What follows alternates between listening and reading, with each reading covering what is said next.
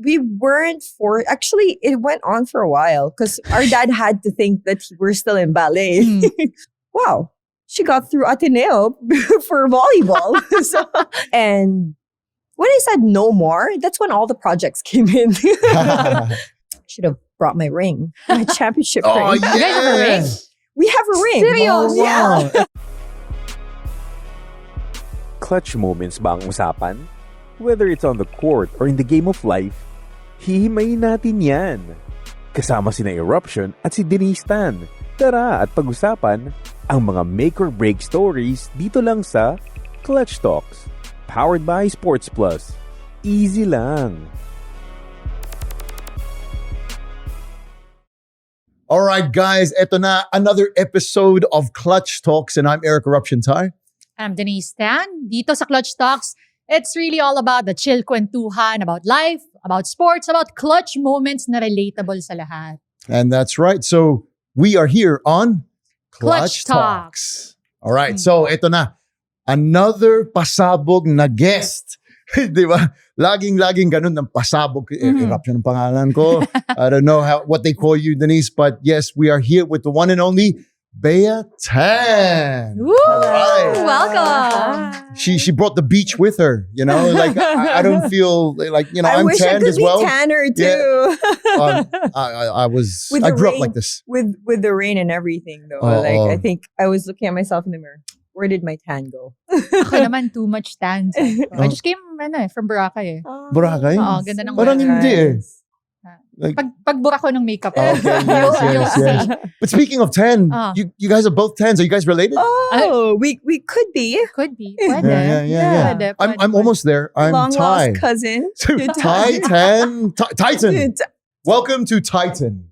I'm just kidding. Okay, I'm off course. Sorry, guys. Okay. Anyway, let's go back a bit.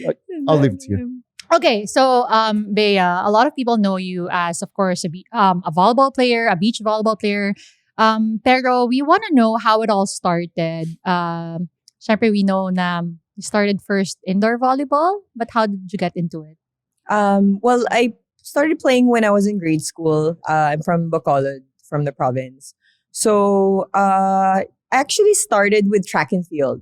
I came from a small school, all-girls school. Then I moved to LaSalle, Bacolod. And I guess their athletic, program is much more organized and all of that.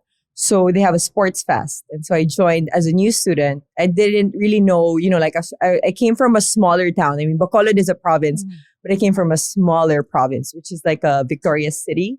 And I came from an all-girls school. I moved to a bigger school. So when I was there, I didn't know where to place myself, to put myself. So kind of like the school put me in an identity that I was an athlete right away because of the sports fest. So the track and field coach recruited me. But when the volleyball coach, who's the head of the sports, saw me, she's like, no, she's not gonna be track and field. She's gonna be playing volleyball. So I actually juggled track and field and volleyball. So whenever there's a school meet and all of that, they'll make me run. I'll go run, but I don't really train for it. Run and jump. So that went through from like grade school till high school. So I guess not a lot of like girls go being an athlete. And I mean, at that time, I don't know. So I mean, I wasn't bad at it. I kind of like, jump high, I run fast. And so the track and field coach was okay with it that I just go and compete. So, but the whole time I was playing volleyball. My dad had a different understanding. He thought I was doing ballet. Wait. Wow, ang layo naman eh. Explain ko bakit may confusion na ganon. So, when I was in grade school, he already signed us up, me and my sister, for ballets. Like, very traditional Chinese. My mom's the total opposite. She's like, whatever you guys like, you do it. So he'd sign us up for the whole year for ballet, thinking that, and he's busy at work. So he thinks that like we're staying in school for ballet, but he didn't know that we were doing volleyball this entire time. So I would need to go to ballet, like say Tuesday, Thursday, Saturday. And I'd only go like one day a week and I go play volleyball every day. So that's where it started. And from playing in indoor volleyball, the program in where our school was quite good. So we would go regional meet. I don't know if you're aware, in the Philippines, there's there's provincial, so there's school meet, then there's when you win, then you go to provincial meet, then there's regional meet, then there's palarong pambansa. So that's kind of like the progression. It's always school-based, right? So there's public school and there's private school. And then all the schools would gather and like select the best. It sounds like you're kind of used to this. Like you're in that level where you always progressed into like palaro bansa. Coming from since grade school, I'd progressed towards, so we wouldn't do anything. It's just all volleyball. And I guess, like now that I'm seeing how it was from in a perspective, it's kind of like good as well, because my mom didn't have to think about, summer vacation. It was, sorry, we can't do anything. It's just volleyball. Because you have training, yeah. Yeah, training the whole year round. So that's kind of, but coming from my dad naman, it's more of, there is no future towards it. He's like, well, why are you wasting your time playing volleyball? Because at that time, there really was nothing for the future of like sports. I mean, here in the Philippines at the least. So he was always against it. That, when I come home, not from volleyball, from like playing cops and robbers, I would have like, like my knees were like bruises and like like wounds. I barely could walk, and then he'll like blame it to volleyball. But it's like, so my dad was totally against it. My mom was super supportive, but my dad couldn't do anything. So me and my sister were playing volleyball the whole time. And just so happened that, we didn't really plan it, but got recruited to Ateneo. So, is that when you got recruited? Was that a scholarship straight away or type of thing? Yeah. So in Palaro, the coaches are usually there. So Coach Roger Brea was able to recruit me. And I think I was just, like lucky. I didn't really plan for it.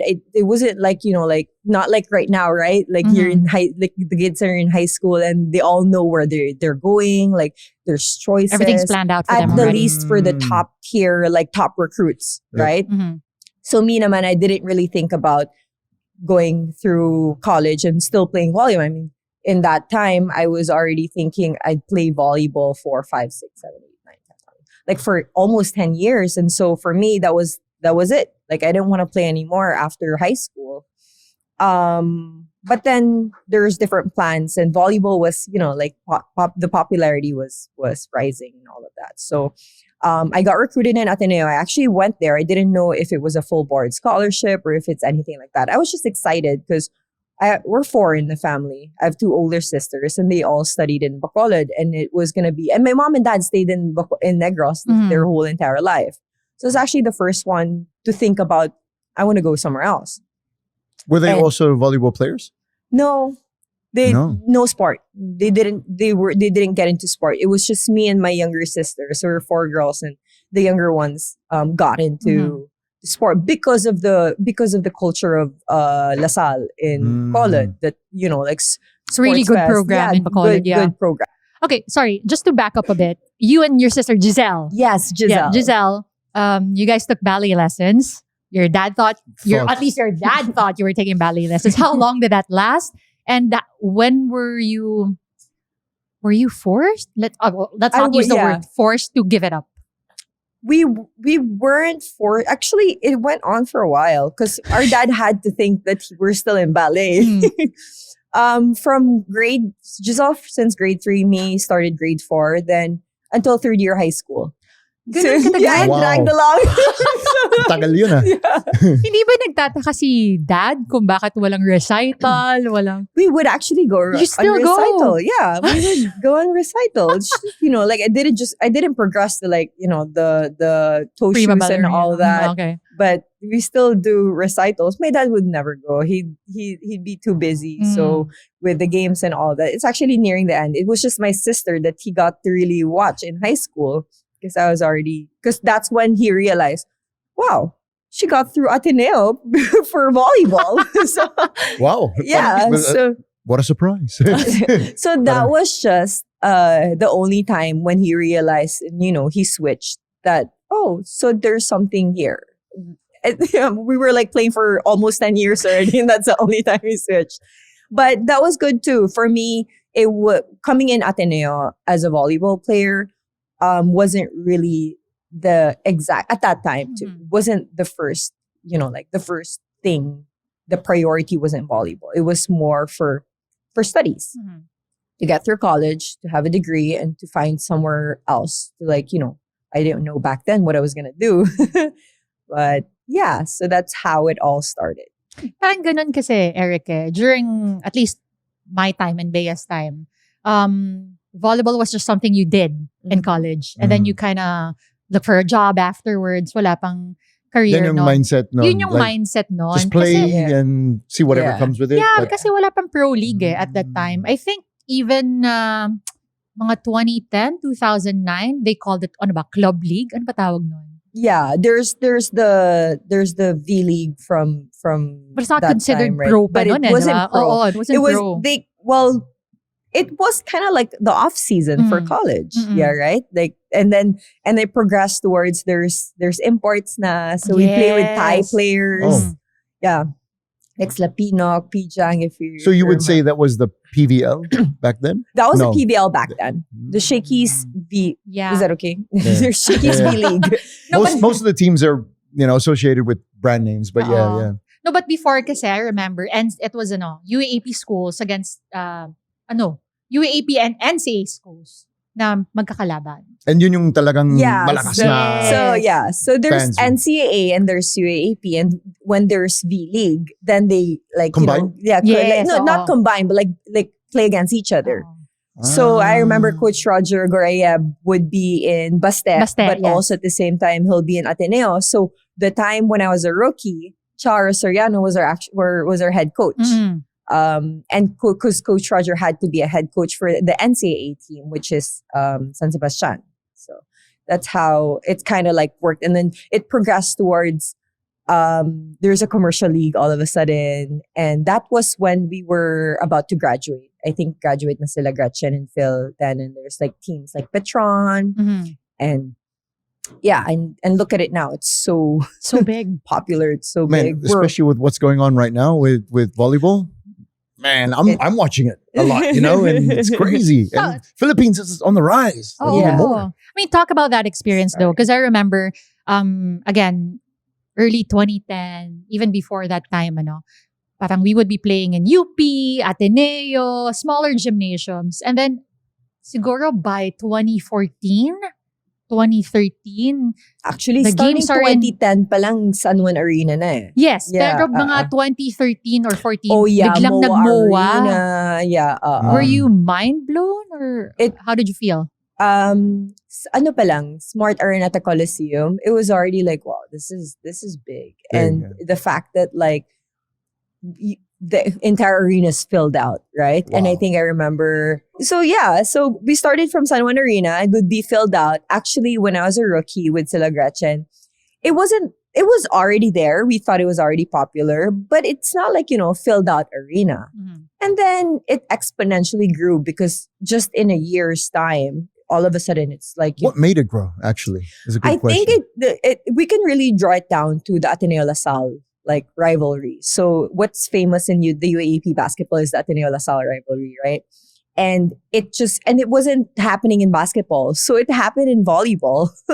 And I guess that really just rallied like all the fans to just switch towards like watching volleyball as well. So I believe, for like in my perspective, how it grew was really at that time. So I'm seeing it from my perspective, wherein I thought Gretchen Hall was like super popular already, and Bea Pascual and all of that. Mm. And all of a sudden, even us like not having so much playing time, all of a sudden after 2 years became like kind of like celebrity status. Like you go out and there's like just a swarm of people. What year watching. was this, roughly, for So you? I came in 2010, 2011, my second year. So 2010, 2011 was already back-to-back second place for Ateneo. And that was already LaSalle Ateneo, Rivalry. rivalry playing the UAP. And it became massive on the third year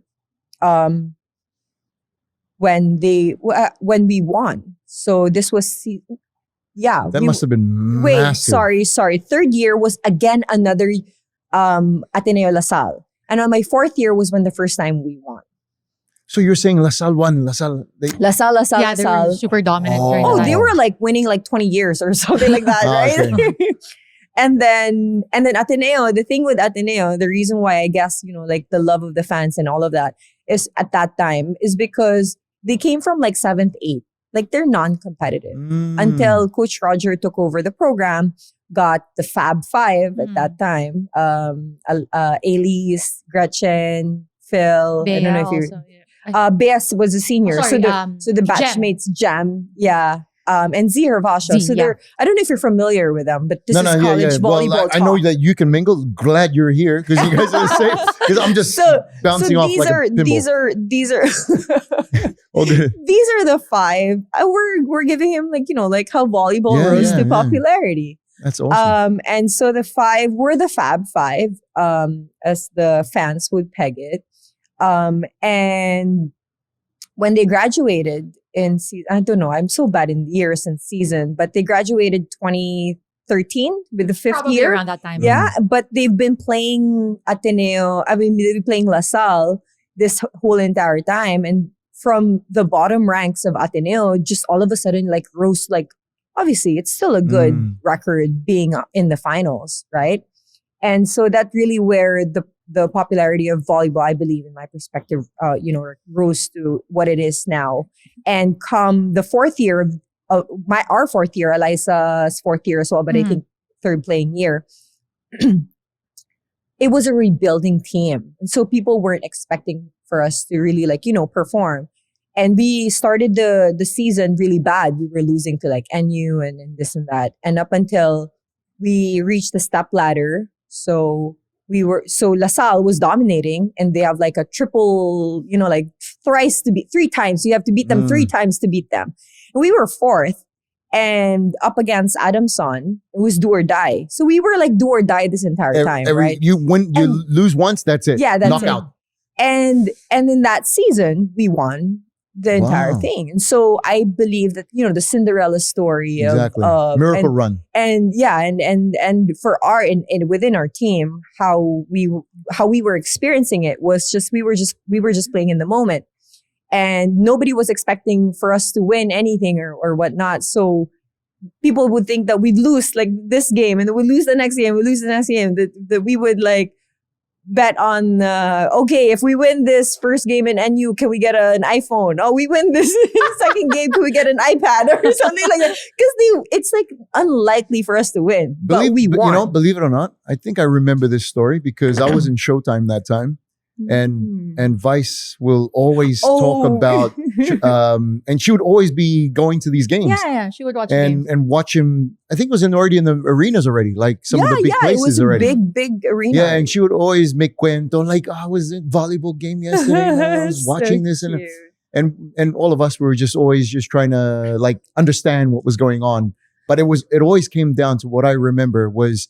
There was always La Salle and Ateneo, La Salle. And then that one time when Ateneo came, that I think that was it, the miracle run, the Cinderella story. And I guess also that, like at least, I think it really helped that like likes of Vice Ganda would actually come and watch. Like I remember at that time, Angelica Panganiban was also like watching. Big superstars, right? Yeah.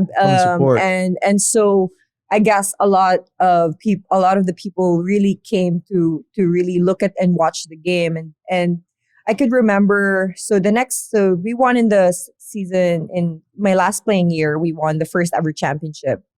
Should have brought my ring, my championship ring. You guys have a ring? We have a ring. Serious? Oh, wow. Yeah. That's amazing. I guess it's an Ateneo thing. Like they like making rings. So we have a championship ring. And I like thinking of, I know my batchmates and my teammates wouldn't think of that right now. They're still in like playing mode, right? A lot of them are still playing in the PVL. I've stopped like long since. And so me just thinking about that ring I can see Ricky Palud is the owner of PVL and our boss also in Ateneo before. And you see him like, how old is he? Maybe 65. I don't know, Sir Ricky. But you'd see him very proud of wearing his championship ring. And, at that time, for me, it's like, when I get at that age, I'd love to be that person. Keep rocking to be like, that ring. It's like, I was a champion. I may have not played that much, but I was part of a champion team. So I want a ring. Right? Let's get it. I never got a ring. I never got an iPad or an iPhone. Different. our gap was just like a number of years, just like 4 years to like 5 years probably. I don't know. Pero sige, I wanted to ask also, because you felt that the rise of volleyball, and what comes along with the territory is yung the fans being more vocal about it, about certain things that they loved and certain things that they didn't Yeah. really love. How'd you feel about that? So for me, with the play of the fans, I guess because we were experiencing and we were seeing the transition from, we thought it was already popular. Damn, it was like celebrity, like popular in just a span of like 2 to 3 years.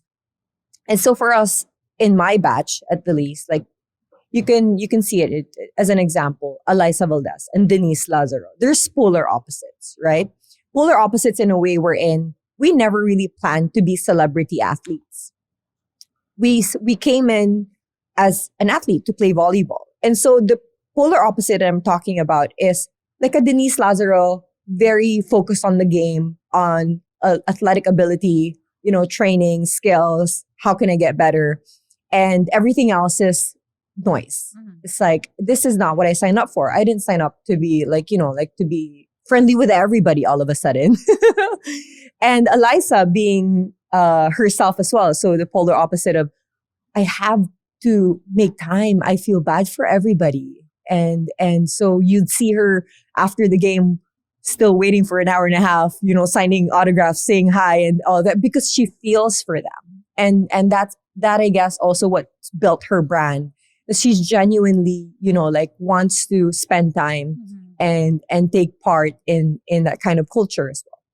So with me, I was kind of like a wallflower, to be honest. It's like, I guess I'm kind of like a Denise wherein it's all noise. I'm here for volleyball. I'm here for the sport, but also at the same time recognizing that, wow, this is amazing.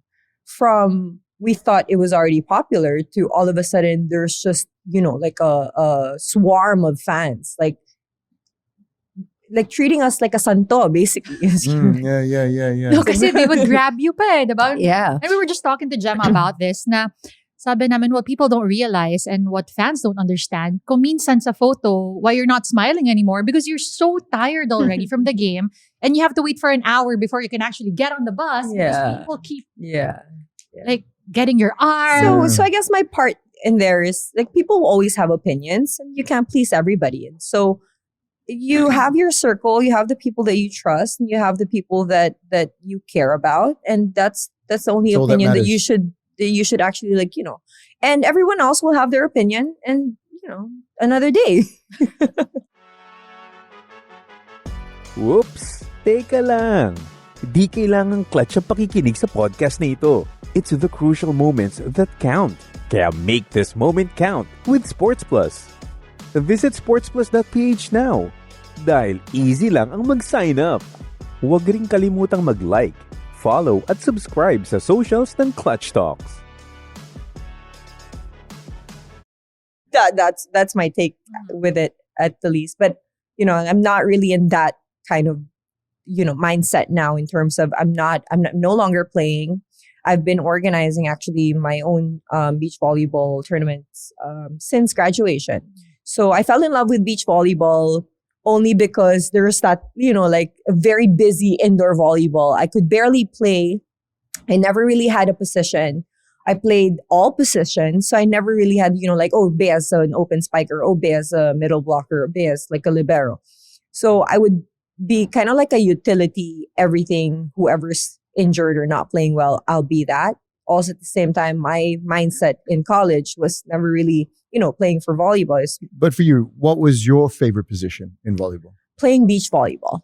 Oh, okay. So I fell in love playing beach volleyball because I never really had a time playing, like game time playing in indoor. But at the same time, it was what got me through the program of Ateneo. And so beach volleyball is actually kind of like a secondary sport and something that's not prioritized up until now, actually. And so, but I was able to get the minutes that I wanted. I played the entire time. It's just 2v2 and all the skills you get to, do, which is basically what I did for indoor. I was okay in all of the skills. I can jump high, I can block, I can do good defense and all that. But again, I wasn't the best in all of those skills. But come in beach volleyball, I can do You need everything. all of that. Yeah. So you can't play beach volleyball if you can't receive. You can't play beach volleyball if you can't hit. So you have to do everything. And so I enjoyed playing beach. And the fact that Eliza back then was having her residency. So Eliza Valdez would be, like the most popular at that time up until now. I can argue. She's very popular, So she was my beach volleyball partner because she couldn't play in the UAAP yet. And so we'd go around. We went to China. We went to Korea. No way. Yeah. So we'd play the Asian Games. International. Yeah. So because also there's no representation. So we were just lucky enough that, our team manager, Tony Boy Liao, would sit in the AVC and he would let us travel and represent the Philippines to compete. But it was more for our training for Ateneo. And so I just right away, I just fell in love with it. Just going to a different country, playing volleyball. How old were you when you were doing this? I was 19. Oh, 19. still young and fresh. Yeah, 19, Grabe. 20. So we were rookies. We were rookies in college. And again, that's why also Eliza was able to prioritize beach at that time because she couldn't play in the UAP. They have this rule. Age. Residency, yeah. Residency because she's from another UAP school, a USD. So even when it's college, you still have to have your 1 year residency. Which was Wow. Does it know that? Weird. Does it? I Does have that still? no idea. I don't know. I'm not updated. So. Mm. So, we've got to play around. I think that was very fun. And fast forward to graduating after college, we continued playing in the UAP. But again, we never trained beach volleyball. It's kind of like my track and field. I don't train. I just play. You just play. That's what was I happening. just realized that you were good at it. You know what I mean? You excelled. But yeah, Good for you. but we couldn't win. Always second. Our first year, we were second place. It was going to be the first. USD beat us.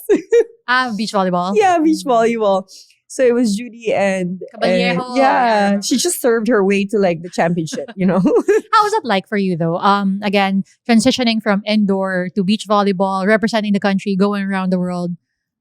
I think that was very inspiring to a point that when, again, fast forward to 4 years later, I knew that there was nothing like that here in the Philippines. Seeing, in China, they hate being under the sun.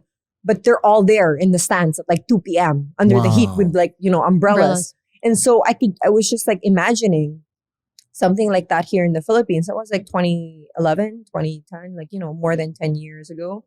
And after I graduated, we lost to LaSalle. We ended up third place.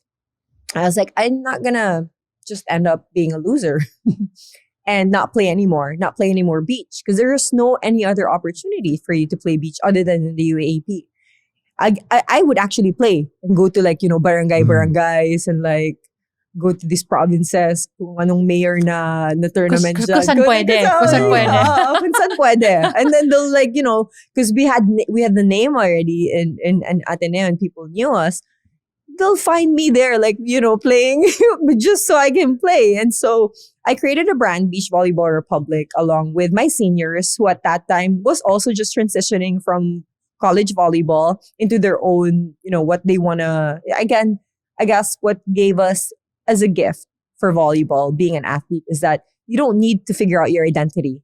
You're an athlete, that's who you are. And so you're consistently training. So that's what, but after college, hard stop. What are you now? So that's kind of from the younger ones are okay because there's already the progression for commercial leagues. But for my seniors, they didn't have that. So they were kind of in the twilight zone of who am I going to be now? So, law school, med school, Gretchen in the media. And so at that time, I wanted to build a tournament, it became the Beach Volleyball Republic now, only because we wanted to play. We needed an avenue to play. And I rallied Gretchen, Phil, Z, and Charo. And we created the Beach Volleyball Republic. And we created tournaments in the last 10 years. We're not so, and up until the pandemic, we would have 12 events in a year and all that. So I stopped playing And I stopped playing indoor volleyball, although I did try with Photon and all that. So fast forward to now, I organize exhibition games, and I'm still in that game, but different game, like a kind of like I still am searching and looking for, what actually is the plan in the next 10 years. Because I feel like seeing the popularity grow from nothing, from already popular to super popular. Who planned it? Like, did it just land on people's lap and then they just figure it out? And where are we headed, like, as a sport? Like, so that's kind of like the question mark for me. And until then, I want to be able to get all the skill sets in terms of seeing what the athletes would need, so that's where I'm at in terms of organizing and all of that.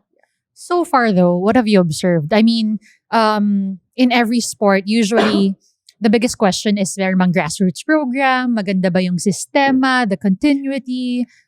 I think it's more of that we're all in the elite side of things, right? Like, we have the competition, we have the men's world championship happening in right now up until the 28th. And I think that's really good. That's a really good, spark. You kind of like, to start off bigger things. You have to, like, I guess that's kind of where they're coming from. But at the same time, in all sports in the Philippines, there's really not a structured grassroots as compared to the other countries that we can see and we can learn from. So I think in all aspects, there's a lot of things that can be a lot better. And again, with the culture that we have in terms of turuan, yung parang kasalanan niya. Like, why don't we just like work towards what we want to achieve? Because it's never going to happen all at once, right? And so, I think it's that. It's more of, we just have to work towards it. And it's not that it's bad now. It's just, it's great what's happening now. But it's more of like, where else can we actually like bring this towards, and is there actually like, the round table discussion of people, of heads that they can grow and they can work towards that. So speaking of men's volleyball, right? From my perspective, you got I think in terms of women's volleyball, I think that's more popular than men's volleyball.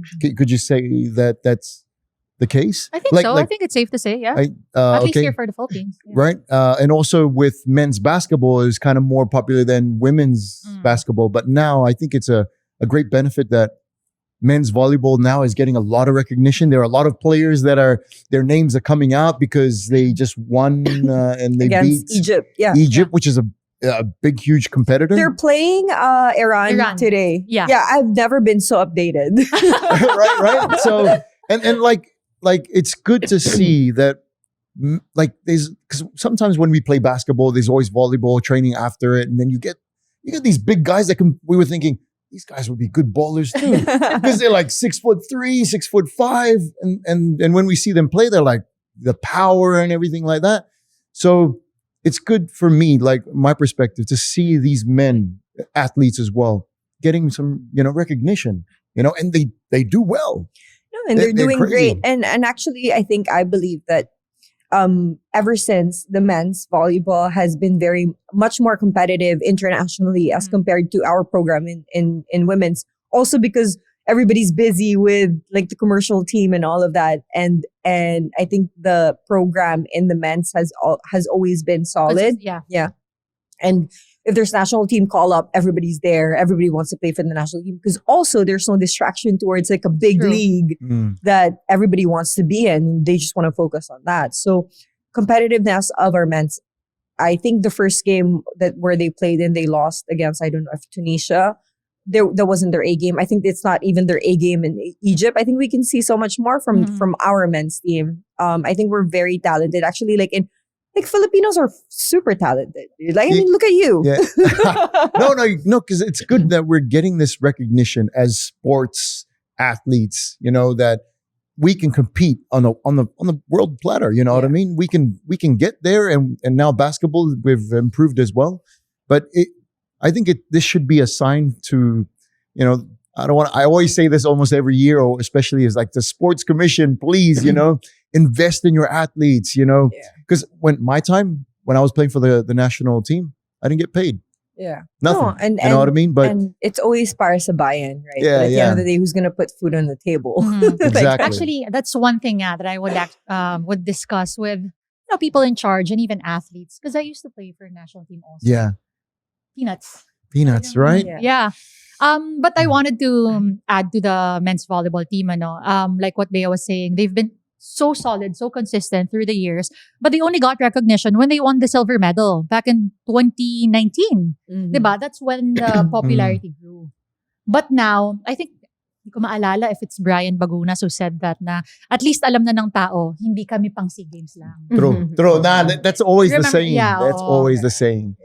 Kasi, Because pag sinabing SEA Games, medyo malakas tayo dun eh. Where like, we always get gold. Ayoko maging mayabang sa mga ibang bansa here in ASEA. But we usually do get gold, silver. Yeah. We always have a podium finish. Mhm. But now if you go into the Asian Games, now that's a tough story. You're Usapan. going against Japan, Hong Kong, and and all these other big countries. But to place even in that level, we get better recognition. Yeah. You know what I mean? And at the same time, this is what we see as more of like the highlight, right? This is the biggest stage. And for us to be able to compete in the biggest stage, there has to be like a way wherein we progress again, like with the training program, with talent identification and all of that. There's a structure behind it that I think, considering that we are able to play against, teams from first world countries that have really great development in terms of sports, even facilities and all of that. I think that's what we should lead towards. Like, what are we lacking, right? Like, how are they beating us? What are they doing that's like, that's a difference from what we're doing in terms. And that's why I guess also that's where the international coaches come into play and trying to see like what they can do with our program here. So, it's exciting times for for sports in general.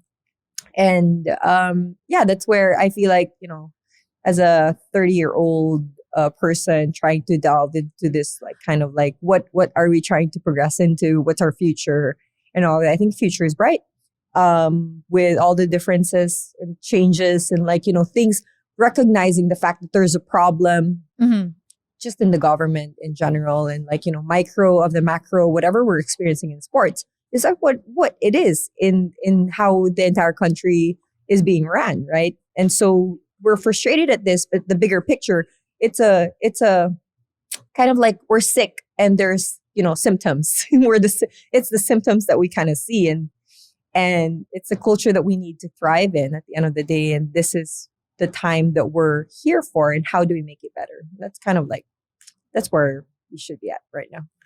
That's great. I think let's veer away from volleyball and let's go more into your personal life. So now I think you've mentioned. I love the transition. Right. Like, perfect. Because now we're speaking of what the future and how and everything like that. But now I heard you're a mom. I'm a mama. Yeah, you're a mama. you know that trending, like, I'm a mom. You're a mom. Yeah, I'm a mama. Mamacita? Yeah. You're a mamacita. I'm a mamacita. No, I'm a mom. I have a 3-year-old. A 3-year-old. So how is that treating you? How is life treating you as an athlete? Do you still have the same sort of morning routines? You keep in touch with your health side, your physicalities, your training still while being a mom? Yeah, no, definitely. I think that I never really planned to be a mom. I don't think that as us as athletes can put ourselves in another image of like being outside of being an athlete. And so my whole life, I thought I'm going to be, training, working out, trying to, like delve into this business and whatever business that you try, and then you fail and you try again and you fail and try again until came my baby. And all of a sudden, I feel that it gave me more clarity. I was so scared.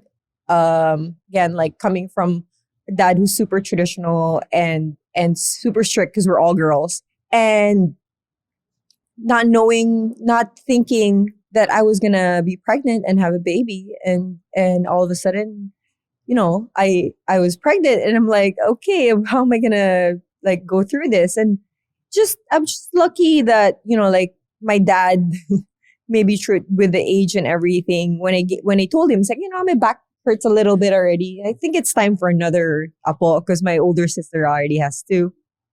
And they were just so excited. And my baby right now is a bundle of joy for everybody. So, and for me, it's more of what she means to me is that I get more clarity because there's structure now. There's like, forever, just like what I was saying, when you're an athlete, you have a hack. You don't have to know who you are. You're an athlete. Like you train. You don't have to think about like, what else am I going to do? Who am I? Like what You have makes this what? like this bubble of being an athlete. Yeah, You already it's know like- I've done this for years. So. Yeah, like that's who you are. Like Mm. get better at that.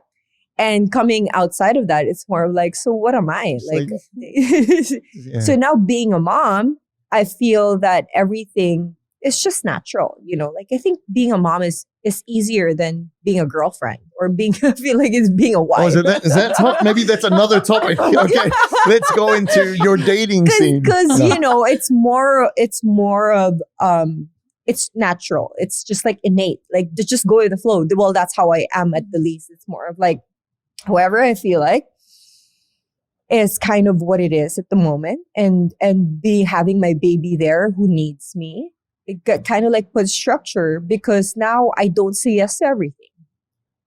I can prioritize what I really want to do, what I really need to do, because right now I'm a mom to my 3-year-old, and everything else for her happiness, not necessarily, just like I'm just gonna like live my life just trying for this kid to be happy, but at the same time, it's kind of like directly linked towards my own happiness. If I make myself happy, my baby becomes happy.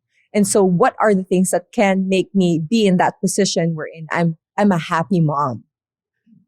Because I can't make her happy if I'm not happy, right? So, I think I loved fitness, eating well, the wellness side of life more. And also at the same time, being pragmatic, thinking, how can I be better in terms of like money management? Because at the end of the day, this baby will just follow my footsteps. Mhm. And so being more responsible at the end of the day, reckless, a little bit less, reckless. But it's like taking accountability of all the things that I want to be better at because I have my baby now. And I never really got to see it that way before. I thought it would be like, my life will end I was once just I gonna have a ask baby. about that. I was going to ask about that Mm. because a lot of new moms would struggle. Like, what am I going to do now? Let's say for myself, I'm not a mother, but I can't even begin to imagine how that life would look like. Am I a commentator? Am I a host? Am I a mother? Should I stop? Did you ever get to that point? I think it was a little bit after pandemic. I gave birth in 2021. And I actually said that, okay, I'll be a mom. I'll embrace my womanhood and I'll stop everything. No more volleyball, no more organizing volleyball, because it's also very hard to just delve into that, making it sustainable and everything. And when I said no more, that's when all the projects came in. It's funny because like right the day I said, okay, stop, figure it out. I'll find, obviously, I grew up with my dad being a businessman, and I've always wanted to be my own businesswoman. So I try everything and all that. I still wanted to be a businesswoman, being an entrepreneur and all of that, finding my place in that industry, in that kind of world. And so I said, no more volleyball.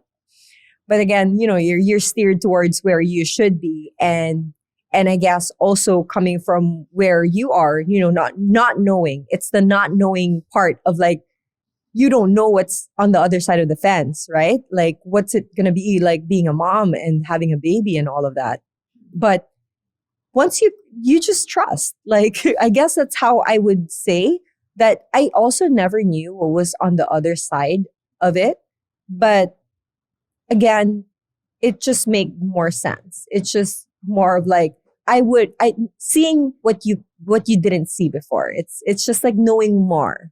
So I guess for non-moms transitioning to being a mom, it's just more of trusting it. Like just trust the process of, again, it's just us being, athletes and all of that. I think definitely like being a first time mom, I was so happy that I'm into events organizing and being an athlete. Because the no sleep, You're so like used it's to just it. like, wow, you just power through. It's like every hour she wants to feed. What the hell?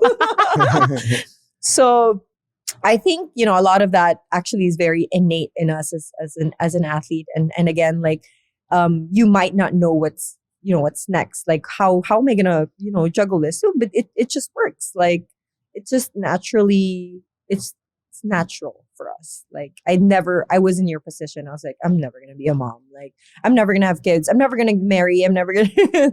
So yeah, here it is now. And I feel like happier. You know what? I've had friends, girls that said, you know what? I don't want to be a mom or stuff like that.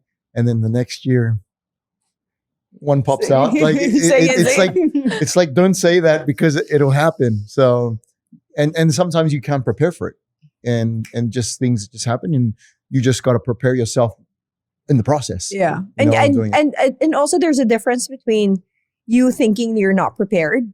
And then once it's there, you're actually like, oh, I'm actually like quite equipped. Yeah. But they say nga, there's no such thing as being prepared to be a parent though. Yeah, like no matter how many books you read. I mean, there are some parts of it, like before I became a dad, right? Like I would do a lot of research, but I also introspect on like how my dad did it, like what he would do, and I'm trying to enforce that sort of same thing, but kids are not built like us, like how we were. And the kids these days are different. They have very short attention span, like literally, And well, then again, back in the 90s and 80s, we didn't have devices. Didn't have much. Yeah, we what we know is we go out there, we play the game, we go out there and play with our friends, and everything was just really face to face, Yeah. But now it's not. It's all on here. You get to bring out the keyboard warriors and all that sort of stuff. What year was your son born? He was born in 2019. See, like the pandemic time and everything, like 2020, 2021. It's just like, like no contact, no social contact and all that. That's like the formative years of just like the first 3 years. And I guess that's why they're all wired differently. Like how can we expect them to be like us if there's that kind of like, the pandemic, and it's a long time ago, but it feels like it's just there. Yeah. And it could happen anytime. That's just scary.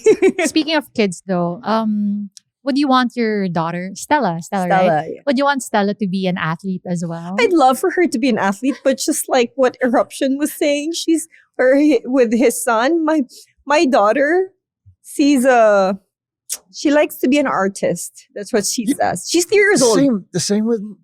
Wow. She's 3 years old. Since she was 2, because her papa has a football school. Since she was 2, she'd play football, and she'd be so good. She's a natural athlete. A little chubby, chunky, likes to eat. But she runs fast, and she dribbles the ball really well already. Not basketball. She dribble like football. And she sees me organize beach volleyball. She loves it as well at the start, up until she now knows how to talk and communicate. And she's this little sassy 3-year-old that's just like, her tita, her Giselle, was like asking, Stella, what? It's the afternoon. Why don't you play football? It's like, we've talked about this before. I don't like football. Don't discuss it with wow. like my sister was like, she was chatting me, what the hell, your baby's like, we've talked about this before, I don't want to talk about this, I don't want to play football, it's too hot. It's too hot. And she's like, she likes painting, she likes ballet. My dad is so happy. She's like doing ballet, and she asks every day, like, is there ballet today? Wow. And ballet is like Tuesday, Thursday, Saturday. But every day she asks, after school, is there ballet? It's like, no ballet. Oh, Also, that means she really enjoys it. She well, barely. She barely listens to the teacher. But she likes the idea of being in a tutu and like, she's a total opposite of me. I hate makeup, I guess, but everybody in her school likes, oh my God, a 3-year-old just likes like lipstick. So all my free lipsticks that I barely use, yeah, she likes it. She gets one and then she like draws on her face. And Bago sumabak sa mas matinding usapan, easy lang. Nasa Clutch Talks pa rin tayo with Eruption and Denise Tan, powered by SportsPlus, the official gaming partner of the Philippine Olympic Committee. Kaya for more content like this, visit sportsplus.ph. Yeah, I think that's what we can compare our times with our time and their time now. I think kids are smarter. yeah, definitely. I think because It's of the crazy. maybe we live in a digital world now, so they have access to technology. Even though we take them away, they learn They really quick and actually they observe. learn. Yeah, contrary to what they say, we're in, screen time is like this. I don't know if the doctors that say that have kids and Yeah, it is bad. I can see, like a personality change. But at the same time, she picks up so many things. Yeah. Ah. same. Yeah. It's so They're like a like, sponge kasi, di ba? Yeah. So imagine, I didn't even have to teach her what like all the fruits are. She knows all of them. I don't know. She freaking sings Chinese numbers. no, exactly. Like I'm like, wait, I can eat her song. I hear Like off YouTube or like random videos? Yeah, just random videos, and then she memorizes the entire song, and I'm just like, oh my God, I didn't have to teach you. That's so crazy. No, and the same with my son. The same thing. Like we were cruising to the beach one time, and here he is like chanting some words that we don't even understand. We thought he was just speaking gibberish, but then a week later, I found out like it played, and then next thing you know, I go, hold on, my son was speaking Spanish, like verde, gerde, like all the colors of in different languages. So now think about it. That kind of if you let them watch the right things, they can really like learn. But that's the slippery slope of just giving it and then just like Correct. click on whatever. I guess that's the slippery slope of having the devices with them. But if you actually, like use it as a tool, they can learn so much. Yeah. So we could safely say that devices and screen time, they do have some pros. They do have some cons. Yeah, on for it, sure. I mean- because I would say if it wasn't for that, my son wouldn't be as smarter or intellect like how he is now. The And I would things say he the same picked thing up. with Yeah. your daughter. And Stella. there are some parents that say, like their kids like can't talk. I guess cause also like they don't really select what they kind of like show the kids. Like, yeah, because I've heard like, terrible stories as well. So I maybe are Abusive maybe because they just let the kid do it. Yeah, So yeah. it should be maybe like organized or yeah, like there's like a Um, playlist of what she's actually gonna watch. I think I think that's the best thing you could do for your kids, because right now my son is into universal aspects of like the galaxy, Milky Way, and he knows things that I don't even know. Me and my wife, he's like saying, oh, so we know the interstellar and the event horizon and the black hole and the super massive. Like I'm like, son, where did you know this stuff? And he actually didn't learn it from there. He learned it from his books. And then he searches, like he asked amazing. us, the Yeah. parents, to search for it. And I say, how do you know this? So in his room, he's got like 100 books. He actually reads them. So we check out the CCTV, 4 a.m. in the morning, he's studying. So he did totally different from you. yeah, exactly. I wouldn't do that. So I would say like, okay, being an athlete might not be your thing or your cup of tea, son, pero Yeah, you might, Maybe later- discover maybe later another on. planet someday. yeah, well, that's what they say. So I'm sure your daughter is the same. Yeah, I like, know. Like, right now, it's ballet for her. It's painting, and Have you know, introduced her to volleyball? Not yet, but she would see, and whenever I bring her to Navali for beach volleyball events, she'll always say, "Mom, can you bring me straight to the hotel because it's too hot?" And then I'll try 3 to like years old. I'll try to bribe her and say, you can play in the sandbox. And it's like, okay, just for a while. Just for but you see, it's like she does it because she knows that I want it. Oh.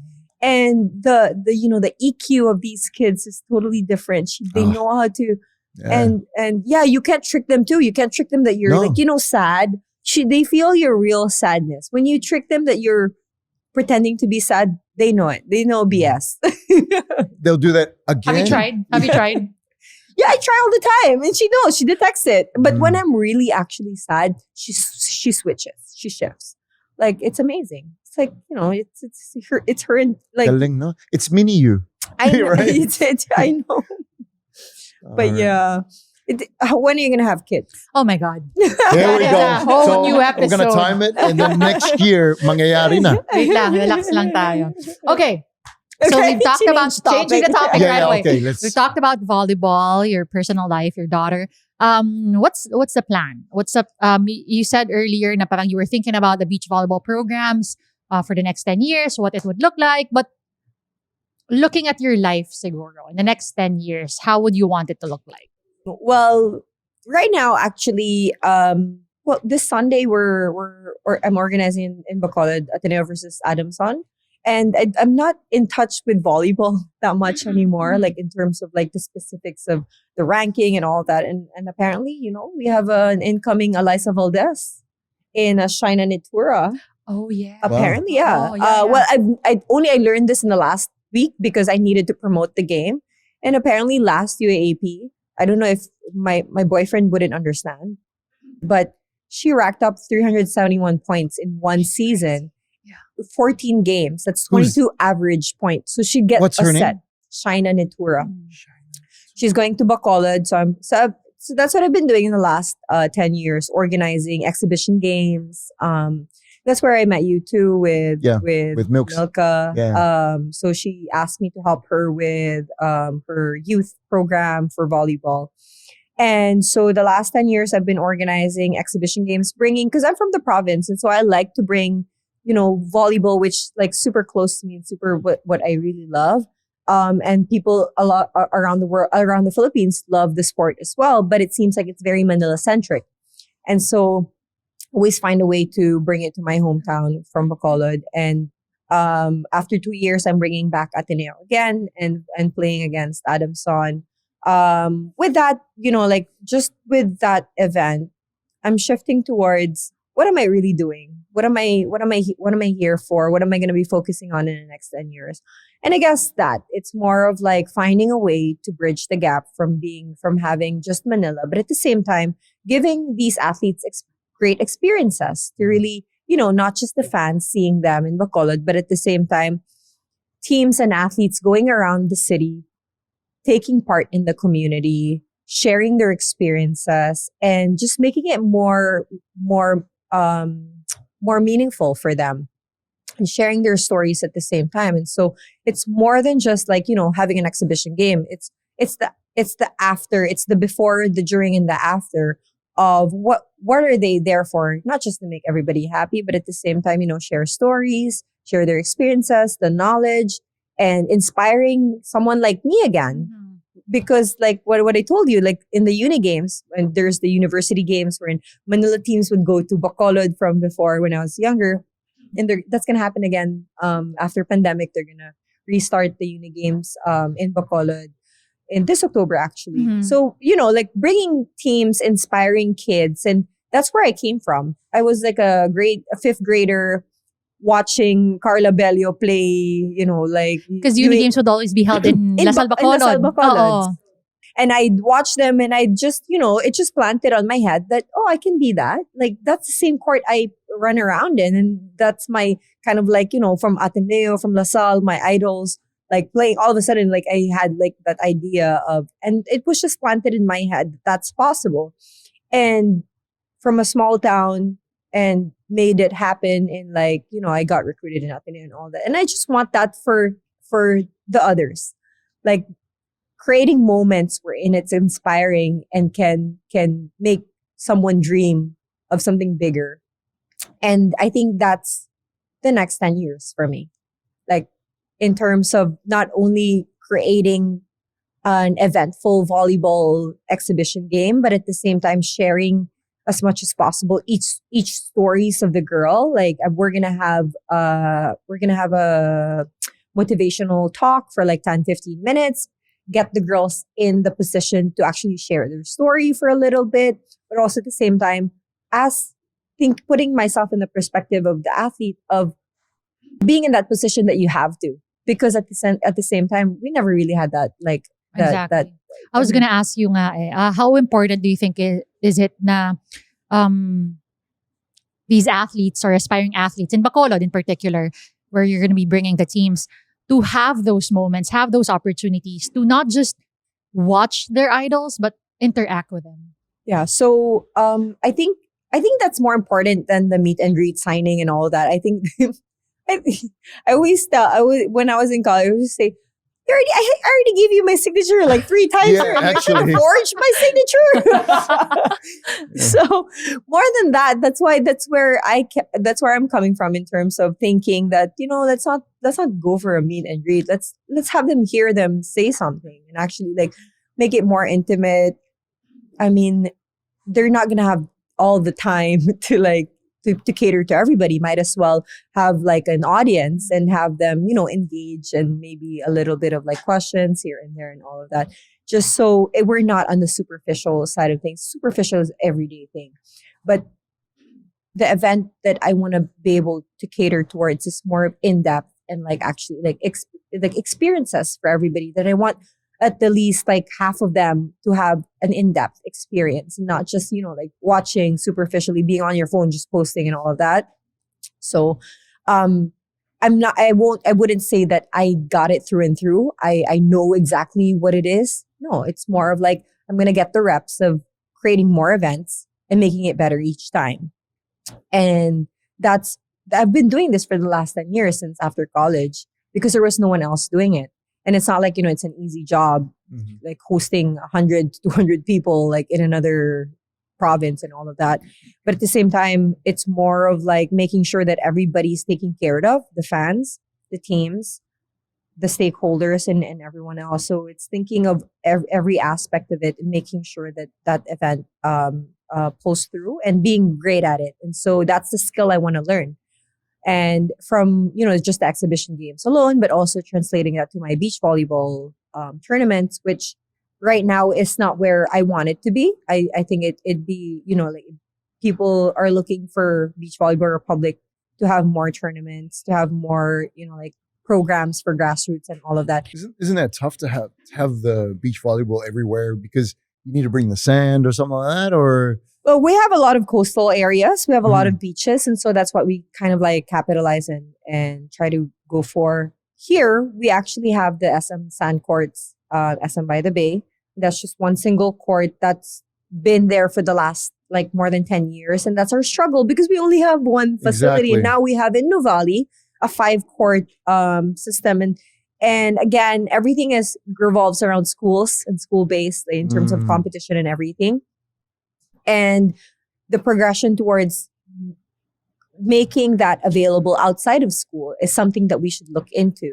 And so like, creating clubs and all of that, and opportunity to play. So, and bringing those teams be able to travel around the different coastal communities in the Philippines. We have so many beautiful beaches. So when we started Beach Volleyball Republic, I opened my eyes towards like, Philippines is so beautiful.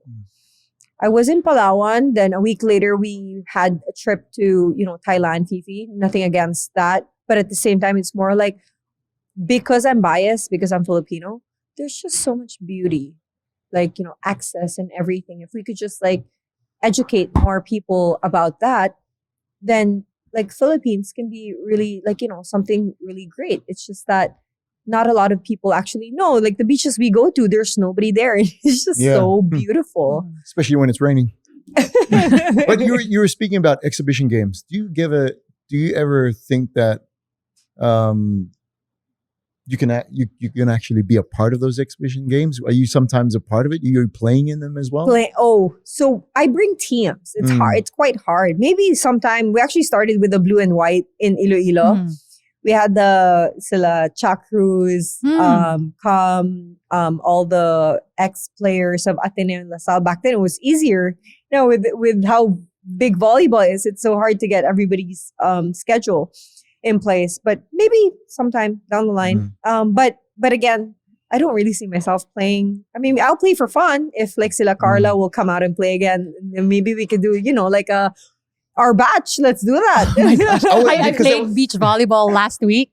I still have a bruise on my Oh, arm. really? But I'd it would have still, been good. I would love to play beach volleyball again. I'd still play beach volleyball though in my tournaments. The reason why I still love to go through that headache is because I want to play.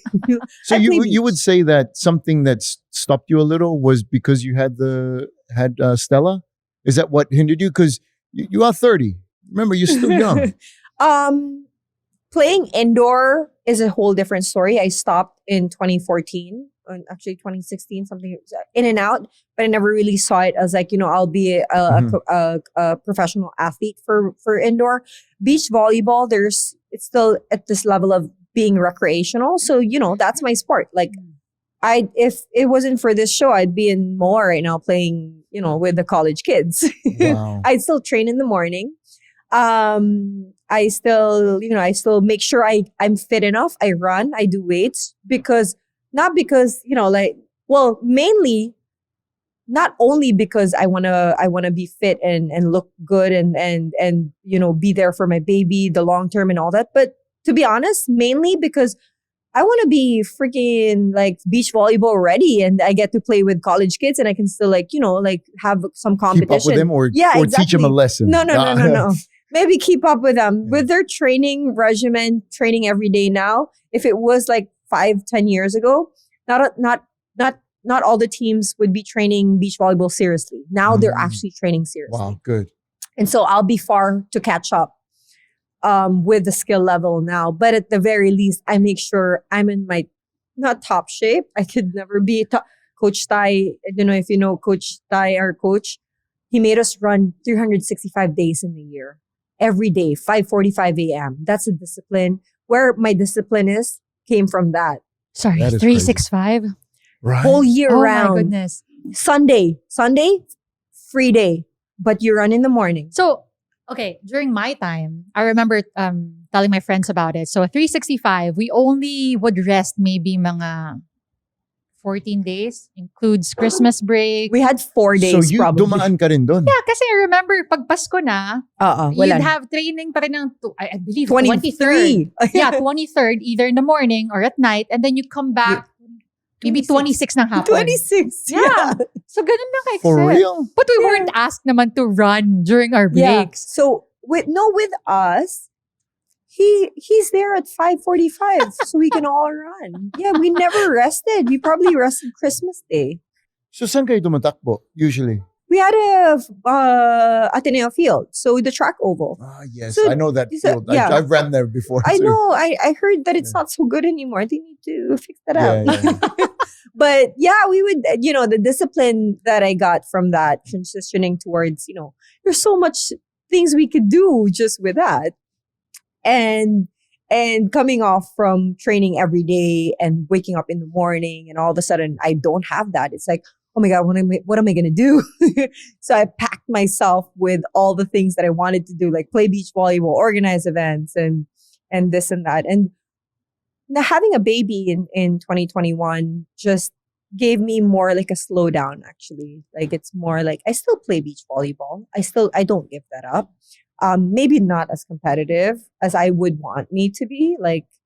But again, yeah, that's something that I kind of like have to, I could say like choose to let go. Because one, I cannot keep up realistically anymore with the current competition.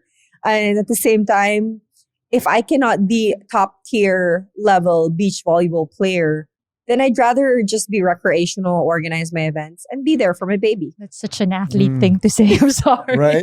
If I can't win it all, Yeah. I'll just play it recreationally. Right. Yeah. And win there. That's pretty cool. Okay. Unfortunately, we have to wrap things up. Thank God. No, thank you for Thank sharing you. and giving your insight. Sorry, I could talk all day. I know No, we I have know. more questions if we had more Yeah. time. Time just went out the window while we were know. talking. So it was good. It was very informative as well. And thank you for sharing those personal things with your daughter, Stella, and what you went through with your parents growing up. And ballet I know. to volleyball Sorry, for a I couple can years. talk all day because I don't have any filter. You asked Pretending me, to Yeah. pretending to do ballet classes for what, 10 Exactly. years? Yeah. Grabe. How long? You Right, thought that's a I'll long be a time. prima ballerina and then I'll volleyball? Okay, sige, okay na lang. So, Okay. Oh, yeah, I was gonna say if there's anything that you want to promote or like especially with the When is this volleyball gonna air? tournaments, we don't know yet, but Okay. yes, But yeah. just you can throw it out there. Well, hello everybody. I'm Bea Tan. You can follow the things that I do at Beach Volleyball Republic and at Grid Athletic, and you can follow my personal page at Bea Velasco Tan on Instagram. I don't do Facebook or anything. disclaimer. That's not her. right. Sorry, I just one more thing. I don't know if they can squeeze this in. Pero I wanted to ask Sana, how can you encourage the best message siguro to encourage somebody to transition from indoor to beach volleyball or maybe just try it out? I would love for indoor volleyball players to, be able to see to transition from playing indoor. Actually, we're at a time we're in. A lot of my batchmates are gonna be, like thinking about stop playing already because we're 32.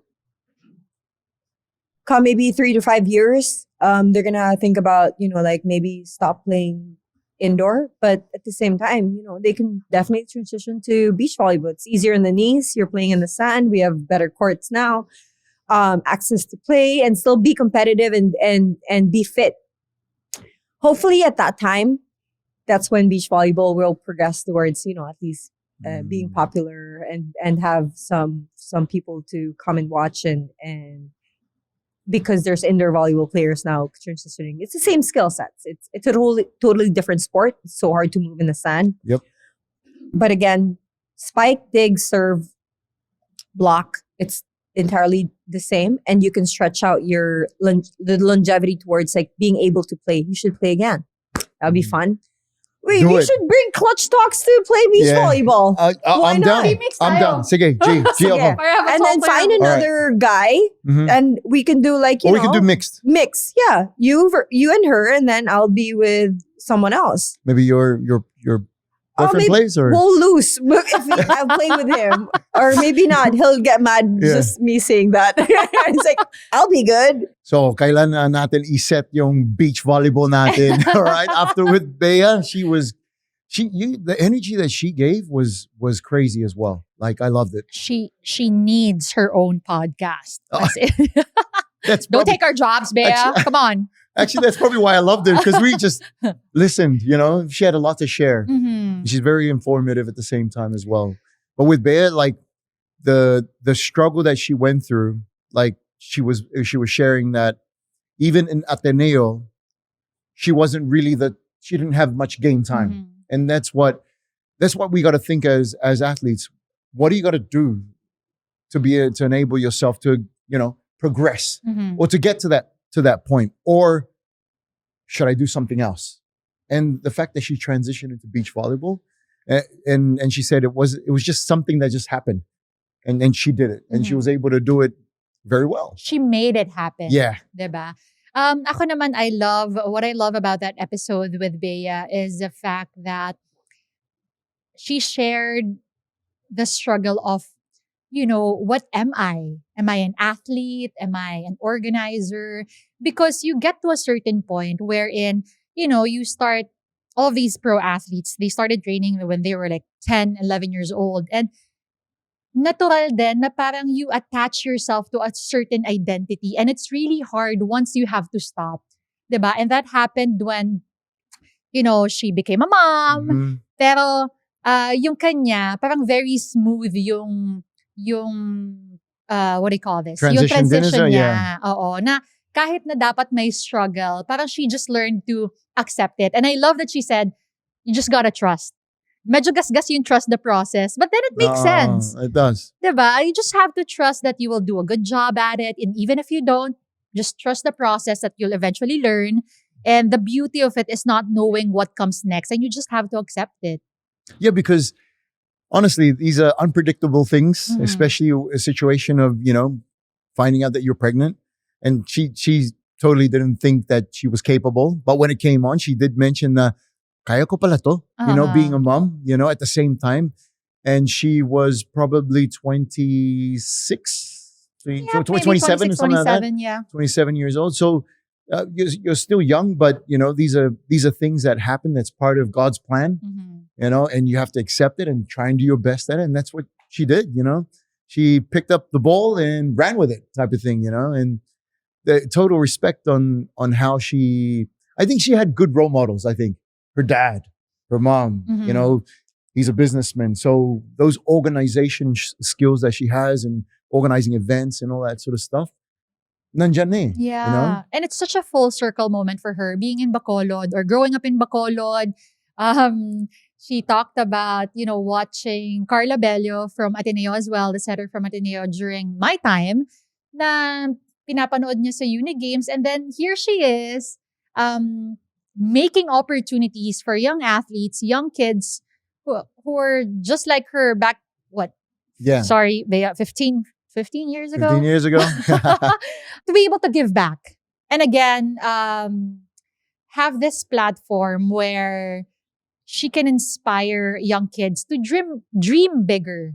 Kasi yun yung I guess isang struggle when you don't really have this vision na parang like during my time walang pro volleyball league, walang we didn't really have much success internationally.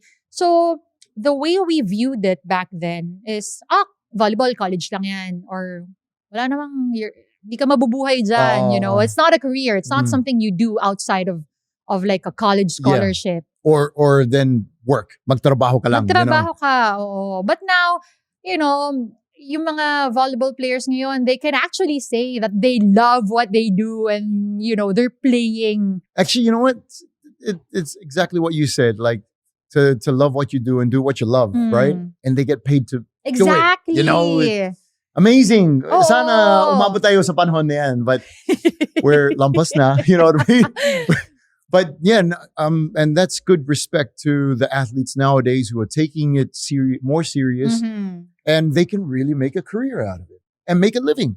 They can also be the breadwinner of their family. And sa akin, more importantly, just showing everyone that they can also do it. Kasi kung nagawa ni Bea or ni Gemma or like we kept mentioning Eliza Valdez in the past 2 episodes, I mean, bakit hindi kakayanin ng isang 10-year-old girl from wherever to dream that big, Palawan, diba? Exactly, all over the Philippines. No dream is too big and no goal is too far to reach for any of our athletes. Actually, having said that, I remember Bea said, this scholarship with Ateneo wasn't something they planned. It just happened. Yeah. So sometimes just maniwala ka sa timing ng Diyos, and just sometimes put yourself. Sometimes all you need to do is put yourself in the situation, put yourself in that conversation, and next thing you know, something great will happen. Trust. Yes. Sabi nga ni Bea. Clutch sa court, clutch sa life, at clutch sa kwento. Lahat niyan meron dito sa Clutch Talks. Kaya mag-subscribe na rin sa ating channel para hindi mahuli sa usapan. For more content like this, huwag rin kalimutang sumali sa ating official Facebook group.